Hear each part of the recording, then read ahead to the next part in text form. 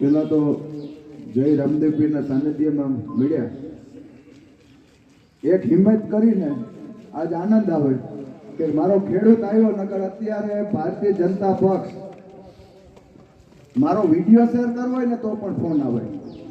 આ વાસ્તવિકતા છે, કારણ કે આ મારું ગામ છે એટલે સાથી ખોલન આવ્યું હોય એ બદલ આભાર. કુસડી મોટવાડું એક જ કહેવાય. અને આ એક બતાવ્યું કે અમે આ ખેડૂત સાથે આજે કેટલા વર્ષોથી ચૂંટણી લડાઈ છે.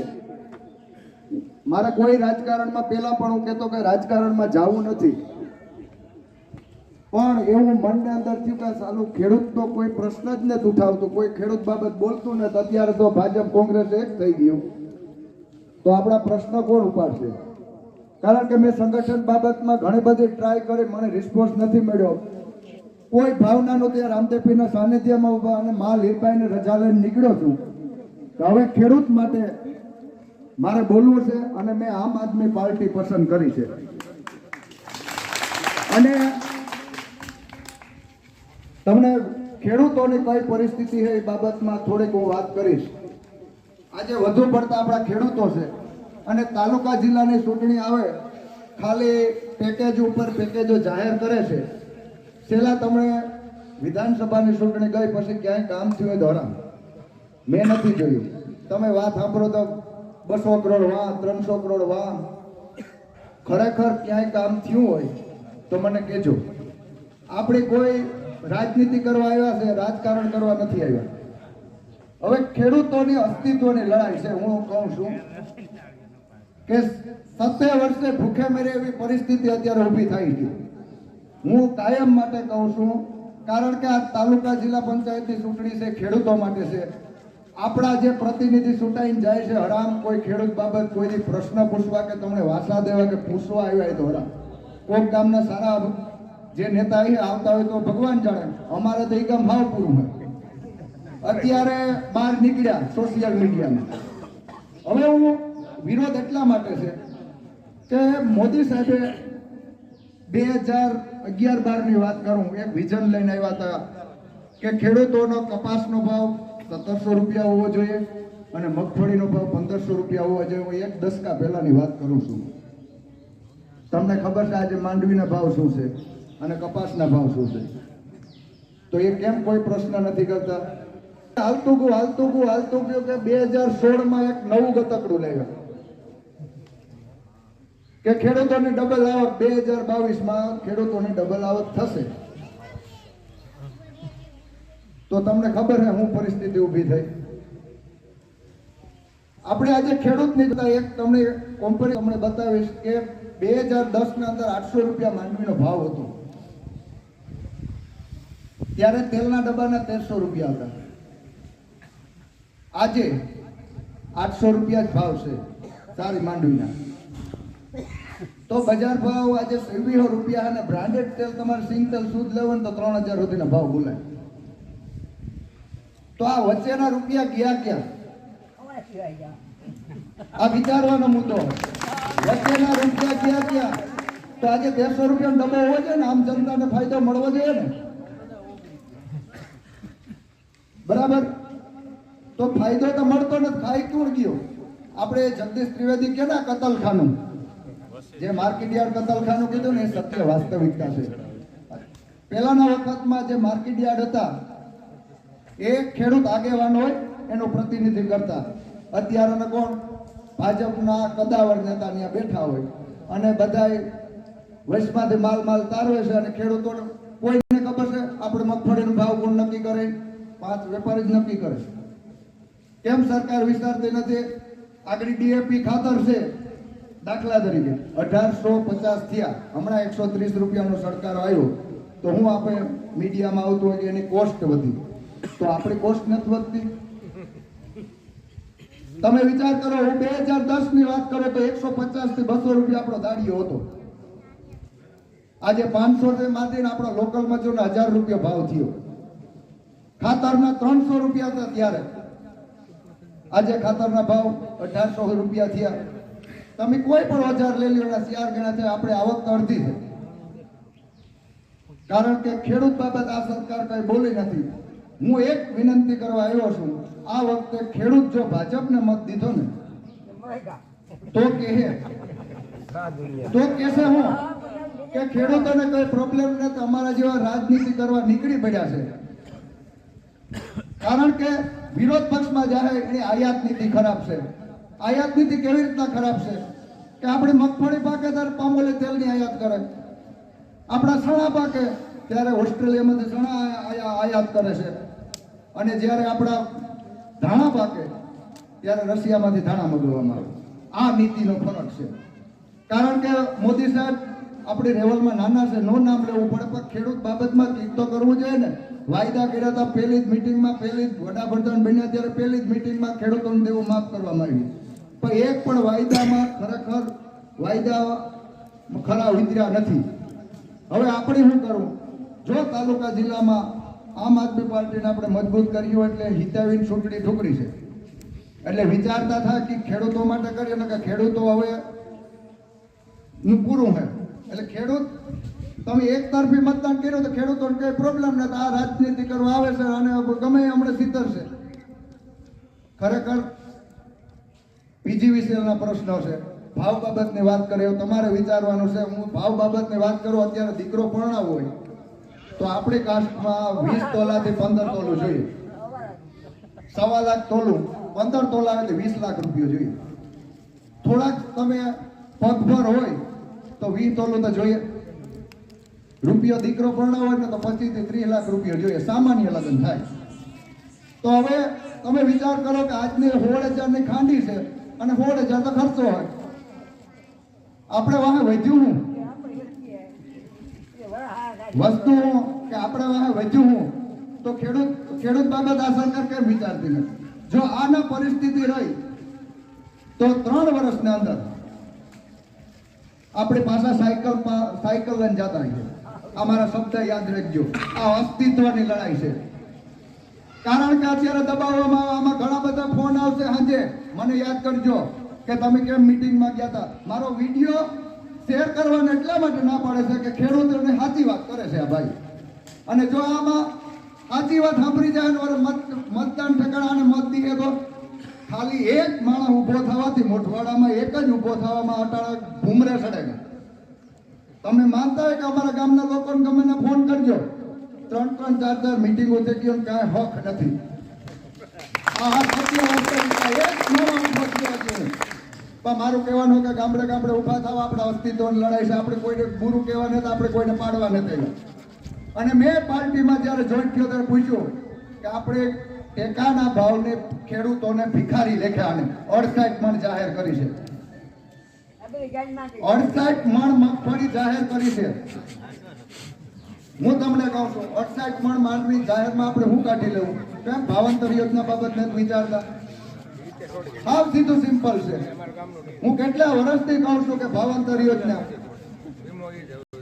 આ રાજુભાઈ ગરપડા સાથે મેં વાત કરી હતી કે ભાવાંતર યોજનામાં જો આપણે આમ આદમી પાર્ટી આવે તો ભાવાંતર યોજનામાં આપણે કામ કરવું જોઈએ. જે ખેડૂતના મુદ્દા છે, જે જમીની હકીકત, આપણા તો અત્યારે ભારતીય જનતા પક્ષને તો વિસાવડા બીજ કરવું, વિસાવડામાં મોટું બીજ કરવું, પછી અહીંયા આપણે બરડા ડુંગરમાં માલધારીઓને બરબાદ કરી નાખવાના છે, ત્યાં સિંહ લેવા.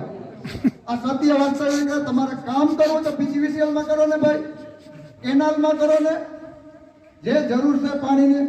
હું કહું કે 20,000 માલધારી સમાજનું છે ને પૂરું કરી દેવાના. તમે જગા આપ્યો પણ રોજગારને સારવા ક્યાં જાય? આ પ્રશ્ન ઉભો થયો છે. અને બાજુના જેટલા ખેડૂતો છે, બકરલાથી ઇન્ને માંડર જે રોડને આ સાઈડ આવે એ બધા ઇકો ઝોન લાગશે અને બધા ગામડાઓમાં સિંહ આવશે. બાપા સિંહની જરૂર નથી. પેલા આ 3 કામ કરો તો અમારા ભાવ બાબત, પછી તમે અમારા સિંચાઈ માટેનું કામ કરો, લાઇટ બાબતને કામ કરો અને રોડ બાબતને કામ કરો. ચાલુ છે કા ટુરિઝમ ના હું કામ અમે બધા સિંહ વેચવા જાય થાય ને. આ સત્ય વાસ્તવિકતા છે. ખરેખર જાગૃત જો તમે ભારતીય જનતા પક્ષને મત આપ્યો તો એ સમજશે અમે કરીએ બધું બરાબર. અમે રૂપિયા લેજો, વિસાવદર વાળી કરો, વિસાવદરમાં અબજો રૂપિયા ભાજપે વાપર્યા. મત ગોપાલ ઇટાલિયાને મળ્યો, કારણ કે પ્રજા જાગૃત છે. હવે આપણે ઈ કરવાનું છે એક. અને PGVCL ના ટેકાના ભાવમાં જ્યાં જોવો ને લાઈનમાં ઘણા કે મેં ખેડૂત આગેવાન તરીકે ઘણા બધા કામ લેવું. અત્યારે ગામડે ગામડે ઓનલાઈન થાય છે ને, ત્યારે નાગરિક પુરવઠા મંત્રાલય જયેશ રાદડિયા સાહેબ હતા. મેં પેલી અરજી કરી હતી કે જો તમે અમે બધા ખેડૂતોને તમે માર્કેટ યાર્ડમાં લાઈનમાં ઉભાડો અને પોલીસ રાખીને ઉભાડો. પહેલી વહેલી ગુજરાતમાં કોઈ અરજી કરી તમે ડિજિટલ ઇન્ડિયાની વાત કરો છો તો અમારા ગામડે ગામડે પંચાયતે તમે આ ઓનલાઈન કરો ને, એ મારી વાત માન્ય રાખી હતી. આજની તારીખે પત્ર છે એ બાબત હું ખેડૂતોને લડ્યો હતો. અને બીજું કે જ્યારે પોરબંદર એક જ એવું છે કે માંડવી પહેલા આખી ઠલવતા રિજેક્ટ થાય તો આપણે ખેડૂતને જ ભરવી પડે. એ પણ મેં રજૂઆત કરી હતી કે ભાઈ ખેડૂતની માંડવી રિજેક્ટ થાય તો થોડી તમે ઠલો તો એ ખેડૂતને પાસે ભરવી ન પડે. આ ખેડૂત આગેવાનમાં અનેક કામ મોટવાડા કર્યા. PGVCL માં જાગૃત થાવ ગામ લોકો, અરજી દો. જે કામ નથી થતા આજે લાઇટો શોમાં હોય તો નેતા આવતા આખા ગામમાંથી અરજી દો અને જ્યાં જરૂર પડે ને હું ભેગો અને ચેકિંગ કરવા દઉં. પહેલા તમારું કામ કરો પછી ચેકિંગ કરો. છેલ્લા 9 વર્ષમાં મારા 2 ફીડરમાં આજની તારીખમાં કોઈ ચેકિંગ નથી આવ્યું. એને ખબર છે કે આ ઉઠ્યો 11 ની લાઈનમાં એલટીના વાયરો બળિંગા મારા મોટા મોટા કરોડો અબજો સિવાય વાત નથી કરતા. આ વાસ્તવિકતા આ અસ્તિત્વ લડાઈ. હું કારણ કે આ ખેડૂત અહીંયા બેઠા એટલે હું ખેતીની જ વાત કરું છું. આ કામ જે કરવાના છે એ કામ કરતા નથી અને બીજા કામ કરે છે. આજ ખેડૂતોને ધક્કા માથે ધક્કા એટલે હાવ હરામ આપણે ભિખારીઓ જેવા સમજે છે. હવે ખેડૂત ભાઈ તમારો દિલથી આભાર કે તમે આ આવ્યા અને મોટી સંખ્યામાં આવ્યા. આ મારી પહેલી જાહેર સભા છે કારણ કે મારો પહેલો વાર આમ આદમીમાં ફોટો લાગ્યો અને આ જિંદગી પર હું નહીં ભૂલું કે આજ કુસડી ગામમાંથી કારણ કે મારું ગામ જ છે, કારણ કે આપણે બધા ભાઈઓ જ છે. એટલે હવે ખેડૂત બાબતમાં હું તમને એક ખાતરી આપું કે હારીએ કે જીતીએ ક્યાંય પણ ડુપ્લિકેટ દવાઓ હોય કે હમણાં તમને ખબર હોય કે ખાતર વિક્રેતા હોય તો તમને 2 ડબલા પકડાવે બે ખાતરી. ખરેખર આપણે જાગૃત થઈ નિયામક વિસ્તરણ અધિકારી છે આપણે જિલ્લા સેવા સદન 2 માં ત્યાં જેમ તમે કરો કોઈ બધી ખૂબ જાગૃત થાવ. કારણ કે આ વસ્તુમાં આપણે બધાને જાગૃતિ લેવી જોઈએ ને. આમ આદમી આ વખતે અત્યારની હિસ્ટ્રીમાં પહેલી વખત મુદ્દાનું કામ લઈને આવી છે. તમારે રાજનેતા આવીએ અબજો કરોડોની વાતો કરી નાખીએ, ફલાણા રોડ થઈ જાય, ઢીકડે રોડ થઈ જાય, પણ હમણાં આ ન રાખતા જિલ્લા તાલુકા જાય પછી કામ ચાલુ થાય. વરે પાછો લોલીપોપ આપે નીકળે ગયા. અમુક ખેડૂતોને તો 20 વર્ષ માર્ગને જ્યારે ચૂંટણી આવે ત્યારે આવે તમારો માર્ગ થઈ જાય. ખરેખર કઈ કામ થતું નથી. જો જાગૃત થાવ તો આ વિદેશ નીતિમાંથી પણ સુધારો લાવશે આ સરકાર. જિલ્લા તાલુકામાં આખા ગુજરાતમાં આમ આદમી મજબૂત થઈને આવે ને એટલે આ સરકાર એની નીતિમાં ફરક આવી. કારણ કે આ મતના ભિખારીઓ છે. અને હજી પણ કહું કે આમાં ફોટામાં આવે જાય એવા હાજે ફોન આવી એવા લોકો તમે કેમ ગયા હતા ભાઈ? એમ કહો કે લોકશાહી છે.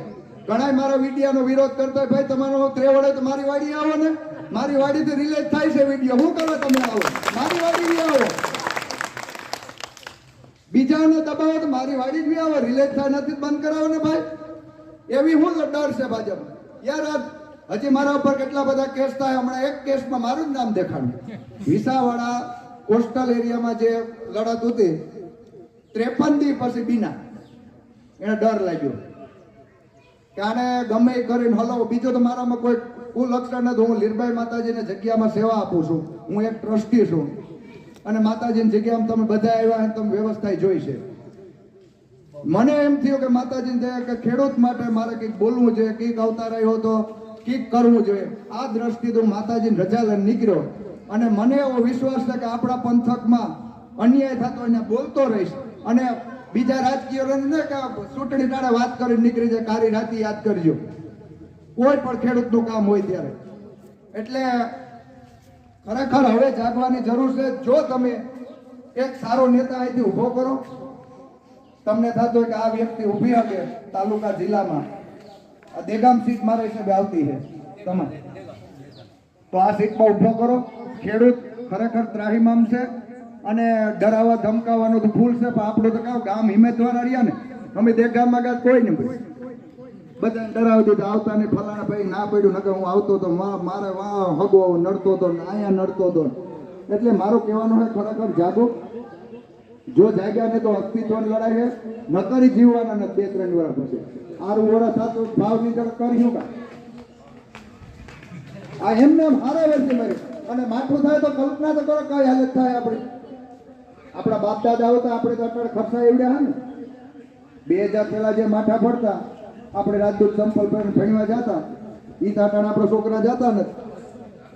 એટલે મારું કહેવાનું છે ને અસ્તિત્વની લડાઈ છે અને આ વખત જાગૃત થાવ. હું ખેડૂત બાબત તો ઘણું બધું બોલતા તમે મારા સોશિયલ મીડિયામાં બધાય મારા વિડીયા જોયા છે. એ જ વાત હું કરવા આવ્યો છું. આજે લાઈવ મળવાનો આનંદ ઓર હોય એટલે મારા ખેડૂત જાગૃત થાય. આ બળિંગા મારો આવી છે એના બળિંગામાં આવવામાં એને કોઈ લાખો ની તો વેલ્યુ નથી, કરોડો ને અબજો ની જ વાતું હાલે. અને આ બધા બેઠા એને કહું કે ક્યાંય કામ થયું હોય તો બતાવો. મેં તો નથી જોયું 18 વર્ષ મારા ગામમાં, તમારા ગામમાં થયું તો કયો મને.